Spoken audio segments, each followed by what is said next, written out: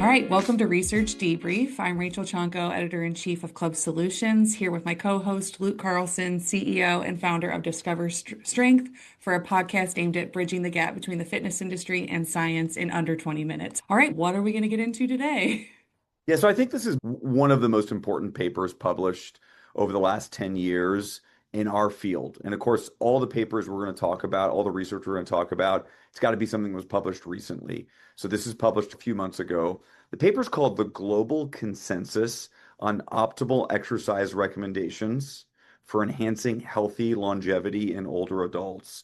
So I don't think it's an understatement to say it's the most important paper in our field in the last 10 years. This is about 30 researchers getting together and saying, let's look at all the scientific research we have for how should we engage in exercise? What are the benefits of exercise for healthy aging? And this is the topic, right? This is what everybody is talking about. And we have wonderful opportunities in our industry to apply so much of this research because our consumers are interested in this topic right now. This paper, it's 48 pages. It is a horrifically boring read. It is a very scientific document, but it's the blueprint now for us. We don't have to read Peter Attia's book, Outlive. Nothing wrong with Peter Attia, but that book is just Peter Attia's take on it. This is the current science on it. So now this is the blueprint of how do we age well? And of course, so much of this has relevance to what we're doing in our clubs and our studios.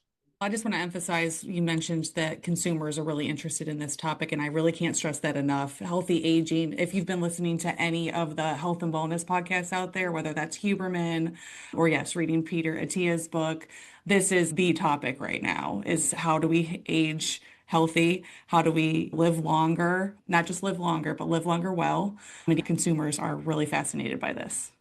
Yeah, and of course, our discussion, Rachel, is there's a lot of people interested in the topic, but our discussion is what's the evidence-based approach to it? What does the science say about it? There's a lot of people on podcasts, a lot of people talking about it, a lot of people making money on this topic of longevity, but we want to understand, hey, what does the actual preponderance of current scientific evidence say? So that's what we're going to go through. The paper basically is talking about the exercise phenotype. They'll refer to that a few times during the paper. So I think it's maybe important for us to just define terms. Phenotype is essentially the observable characteristics that we see in an organism. So that's a phenotype, right? Whatever we see, like someone's hair color, their eye color, their weight. The exercise phenotype is how does the interaction of my genes, my genetics, with the environment, and in this case, the environment would be exercise, how does that change the expression of those genes? So that's what the exercise phenotype is. And of course, I'll cut right to the good news. If we engage in significant exercise, we can change our phenotype, right? We can change the genetic expression. And of course, this paper is just a scientific document that goes through what those changes look like. So their introduction says physical activity and exercise can prevent lifestyle-related diseases, extend health span, enhance physical function, and reduce the burden of non-communicable chronic diseases, including, here's the big ones, cardiometabolic disease, cancer, musculoskeletal and neurological conditions, and chronic respiratory diseases, as well as premature mortality. That's our big kind of introductory statement. That's why we're engaging in exercise. I think the second part of their introduction is, and I'll just read right from it, tailored exercise programs have proven effective in helping older adults maintain their functional capacities, extending their health span. So you mentioned this before, Rachel, it's not just lifespan, but it's health span.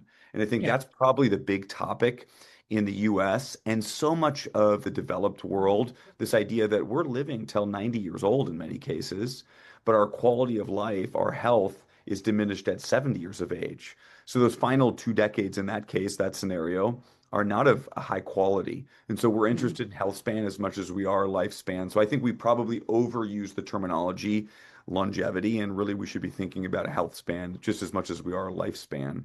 They go on to say, and enhancing their quality of life. Particularly important are anabolic exercises, such as progressive resistance training, which are indispensable for maintaining or improving functional capacity in older adults, particularly those with frailty, sarcopenia, or osteoporosis, or those hospitalized or in residential aged care. So that's their introduction. And I just want to make sure I call out one key part. They're pretty blunt.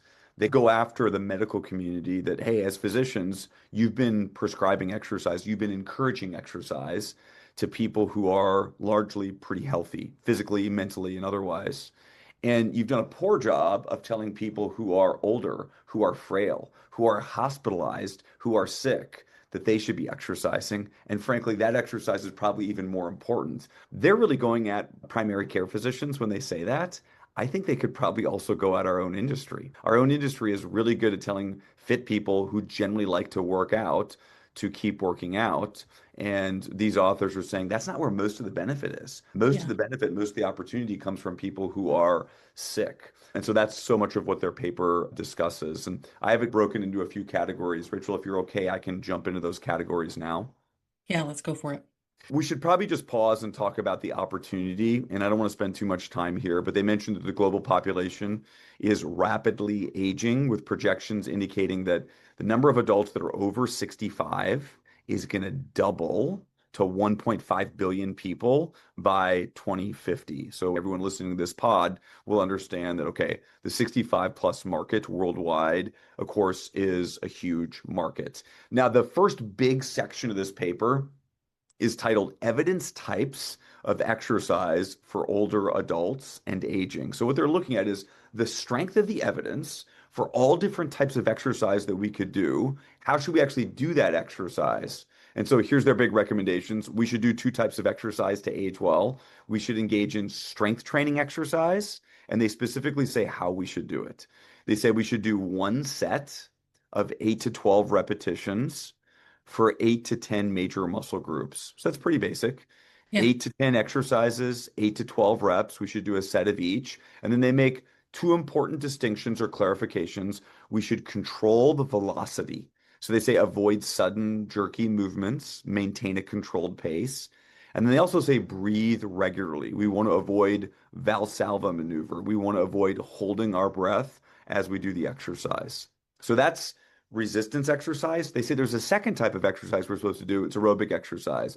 And they're always weighing the strength of the evidence. So, what's the dose response relationship? How much are we supposed to do? We just learned from strength training, we don't need to do it more than twice per week if we want to age well. Now, there's nothing wrong with doing it 5 times a week. There's just not added benefit. So, aerobic exercise, they say we're supposed to do 3 to 7 bouts of aerobic exercise per week. And this is 20 to 60 minutes. If it's continuous, it can be Okay. 30 seconds to 4 minutes if it's interval style. I know that is not super exciting for most of our listeners. Yes, we're supposed to resistance train. Yes, we're supposed to do aerobic exercise. The resistance training for the aging adult is twice per week. We can probably do 10 exercises. Aerobic exercise, we have a choice. We can do interval training or we can do continuous training. It should be a total of about 3 to 7 days per week. I think the good news here is this is pretty tenable. I think our older adults could probably find this feasible. 2 days a week of strength training, 3 days a week of aerobic exercise is probably manageable for most people. If we look at time as a significant barrier to exercise for most individuals. I think this is an important distinction because there has been misconceptions in the industry for some time that you have to work out very intensely in order to see any benefit. And that can be very nerve-wracking for people, in particular older adults. And so personal trainers who are working with older adults, it's important for them that they get this information, right? Absolutely. And I would caveat or just change your language a little bit. This research says we don't have to work out very much, but it does say we have to work out decently intense, right? They're going to go on the paper to say we can't tell our older adults to go for a walk because it turns out that is not producing all these benefits that we're talking about. So it has to be a little bit more intense. We just don't have to do very much of it. And I Gotcha. think that's pretty palatable. Okay, perfect. All right. So the next big topic is really, well, how does the exercise actually impact disease mitigation, right? So the primary, secondary, tertiary disease prevention. And they go through all of the chronic diseases. This is the exciting stuff, right? So we all know that exercise is going to improve our lean muscle tissue. It's going to enhance our cardiovascular capacity. We're going to improve our bone mineral density, help us ward off osteoporosis. But now we're looking at it from an aging standpoint. How do we use the exercise to mitigate so many of the chronic conditions that we're going to be exposed to throughout this aging process? So they walk through all of the kind of common ailments. And I'm just going to go quickly. What is the disease? And then what is the recommended exercise modality? Okay. And of course, they talk about what are the postulated mechanisms involved. That's probably beyond the scope of our discussion. But if you want to curtail this disease, prevent this disease, treat this disease, what are we supposed to be doing? So, arthritis, we're supposed to do aerobic exercise and resistance exercise. Cancer, and the strongest evidence here is for breast, colon, and prostate, aerobic exercise and resistance exercise. Chronic obstructive pulmonary disease, we're supposed to do aerobic and resistance exercise. Chronic Sensing a theme renal, here. yeah, chronic renal failure, aerobic exercise, resistance exercise. Congestive heart failure, we're supposed to do aerobic exercise and resistance exercise. And at this point, you might be thinking, Rachel, geez, is it always aerobic exercise and resistance exercise? Largely, yes. But we did not know this 25 years ago. And I think we have operators today that think, well, congestive heart failure, we're probably supposed to do aerobic exercise because that is what we thought 20 years ago. And they're just saying, nope, updated research says we should do aerobic and we should do resistance exercise. Coronary artery disease, aerobic exercise, resistance exercise. Dementia, okay, this is a little bit different. Aerobic exercise and resistance exercise, okay? So not different at all. Depression, aerobic exercise, resistance exercise, and this is the first time we see another recommendation, some other type of mind-body exercise. Again, they're looking at the weight of the evidence. People that Yeah. are engaged in yoga, do their depression symptoms reduce? And there's a strong enough evidence base that says, yes, things like yoga, other mind-body activities, potentially Tai Chi, has a positive influence on depressive symptoms. Osteoporosis, resistance training, and in this case, higher impact exercise. So this means if you're going to do aerobic exercise, probably not going to help your osteoporosis. However, if that aerobic exercise, instead of being on a bike or on an elliptical, is jogging, you probably have a positive influence on osteoporosis. Gotcha. Again, for all of these, what their message is, we can't just tell people to exercise. We can't just tell people to be active. We have to tell them exactly what they should be doing. And for osteoporosis, it would be higher impact activities, potentially jogging, and definitely progressive resistance training.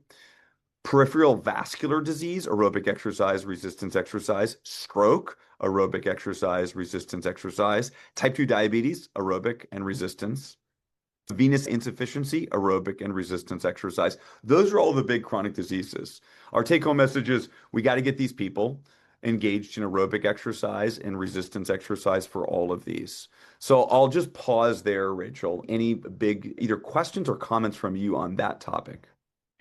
Really, just what you had said is that you need to be specific about what you're suggesting to your members on what they should be doing. You can't just be general and say, go out there and exercise. You got to tell them what exactly to do. Yeah. And so let me maybe conclude with a couple of their key sentences. Now, they are really gearing these comments toward healthcare practitioners, but I think health club operators, we can say, how do we apply this? They say, for example, anabolic exercises such as progressive resistance training are vital for maintaining or enhancing functional capacity in older adults, particularly those who are frail or with conditions such as sarcopenia, which is the age-related wasting away of muscle, or osteoporosis, mobility impairment, or those hospitalized or in residential care. This importance is underscored by the rapid loss of muscle mass that older adults experience during hospitalization or periods of illness. One of our key takeaways here is that as we age, we do not get weaker over time. We get weaker in stepwise fashion. So what happens is we're decently strong, and then at 48 years of age, we tear our ACL, we have an ACL replacement, and we're more sedentary and we get weak fast. Yeah. And then 20 years later, we're diagnosed with prostate cancer and we're hospitalized for a period of time and we get weak fast and we never regain that level of strength. So that becomes our new baseline level of strength. And then at 82 years of age, we have a hip replacement, and then we reduce our strength levels rapidly, and that becomes our current level of strength. So what these authors are saying is when you're hospitalized, when you're sick, that's probably the most important time for you to engage in resistance training because we want to fight to maintain strength. So it turns out the very times that we're most likely to avoid resistance exercise, this is probably the most important times that we should engage in resistance exercise.